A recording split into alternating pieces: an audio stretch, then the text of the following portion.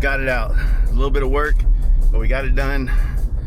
We're gonna get this thing back to the shop, get it on the lift, get it clean, see what it needs, and then hopefully, without spending too much money, we'll have a bike on the street, ready to ride. So we'll see you back at the shop.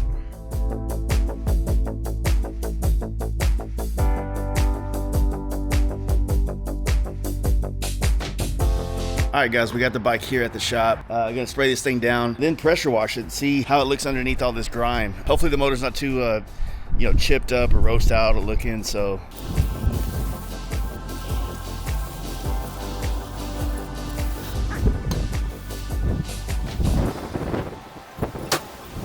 All right, one can just about empty. Let that kind of soak on for a minute, and then I'll probably come back with another can.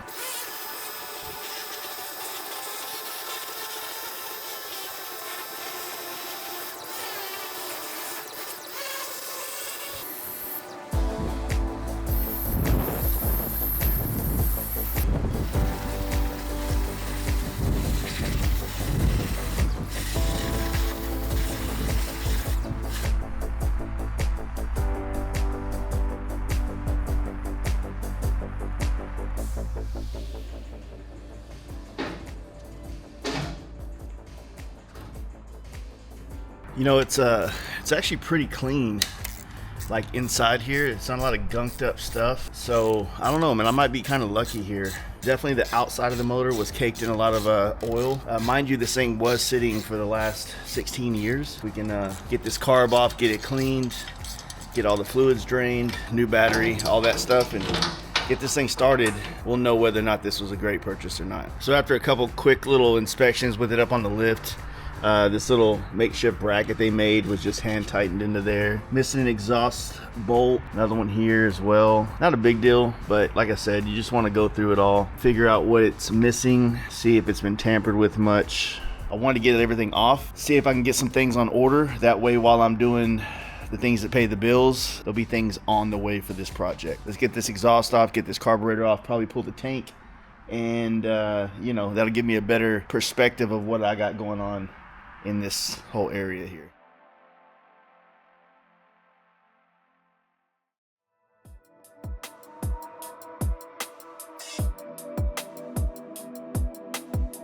All right, guys, we're back at the shop. A couple days later, getting the oil finally drained out of different parts. I mean, it just looks so clean in here. It's really hard to tell exactly how many miles are on this bike. It didn't come with an odometer, but it seems like every time I peel something off of it, the underneath is like brand new. I might have gotten very lucky and got a very low mileage bike here. I will say this is like my least favorite bike to do oil changes on. This little design here, it sucks. It doesn't work well. Or maybe I just don't have patience. I'm used to just pulling a plug, walking away, doing something else, and then coming back instead of having to hold it. Or I'm doing it wrong. This is just how I've always done it, so here we are. They lost the key whenever I bought this bike, so I ordered another key switch. I just got something cheap off of eBay just to see if it would work, get it started. I'll probably end up having a key made for this particular one. I don't know yet. We'll see how it goes. I might just keep this one. They look pretty similar, but yeah, I'm gonna get this thing wired up today and then hopefully get it started, hear it, make sure it's all running good. And if it is running good, then the goal is by hopefully Sunday is to strip this down to the frame. I wasn't planning on going this far, but over the last couple of days, the way my ideas of this bike have kind of evolved and changed, that's kind of the direction now. Frame's good, we'll clean it up, use it, but I want to go back and recoat the motor, the primary, and the transmission just to get a nice coat of black on it, re-gasket everything and put this thing back together real proper, real nice. That way it's just a better quality, bike. All right, let's get this thing wired in, and then we're gonna try to get this thing started today and hopefully good news. All right, so I think I got it wired in correctly.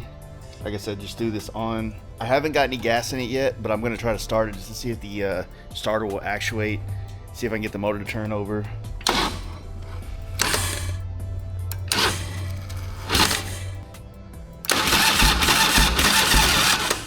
All right, well, that's a little bit of good news. It turned over. Let this battery charge up a little bit more, and then I'll go get some gas to throw in the tank. And then, like I said, all I want to do is just hear this thing crank, run, idle. I want to hear the motor let the oil kind of go through it, and then I can take this thing apart and start the build, or customizing, or however you want to say it. So got some premium gasoline for this bad boy. Got a little oil coming out, getting the rest out of it. That's the old oil, obviously. Like I said, been sitting for 16 years, so let's just give it a start real quick and see how it goes.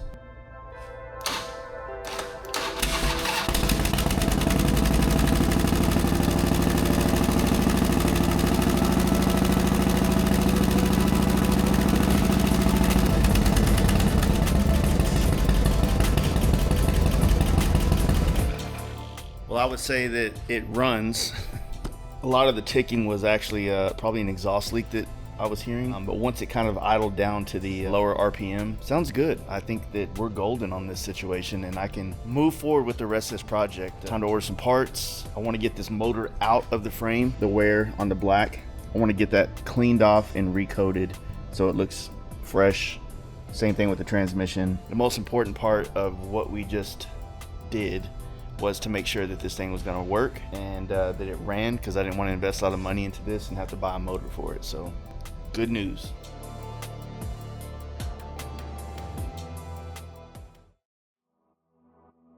What is up, everyone? I want to give you guys a little bit of insight of what I'm building for Sturgis. I actually picked this bike up a couple of months back. I don't know how much I recorded. Got the bike, got it home. Initially, all I really wanted to do was clean it up, throw a few parts on it, and use it to ride around Dallas. You know, something as another bike to have here at the shop, especially if I have guests coming in from out of town or just anything, just another bike. Got it running pretty easily. Decided I did want to put a cam in the Evo.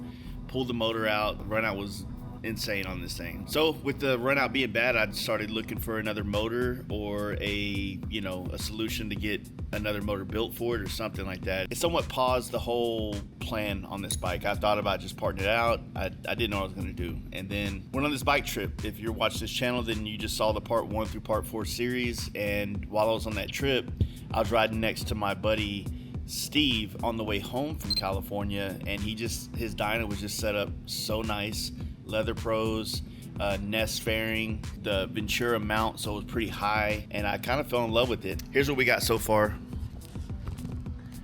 Tore all the way down to the frame, got the tins all body worked and ready for paint. Got the Ness fairing, running the Street Syndicate bracket. I don't want to go super high like some of the guys. I just want it to be a couple inches higher than it would be stock. Got the Ness wheels, 19, 18. Ness doesn't really make this smaller rear wheel. They had a couple extra ones, so I was able to get a set of these for this bike. Working with Fox Shocks on this one. I haven't ridden their stuff before, so I'm pretty stoked about checking out that. Sorry, I'm just kind of running around the shop and showing you everything we got.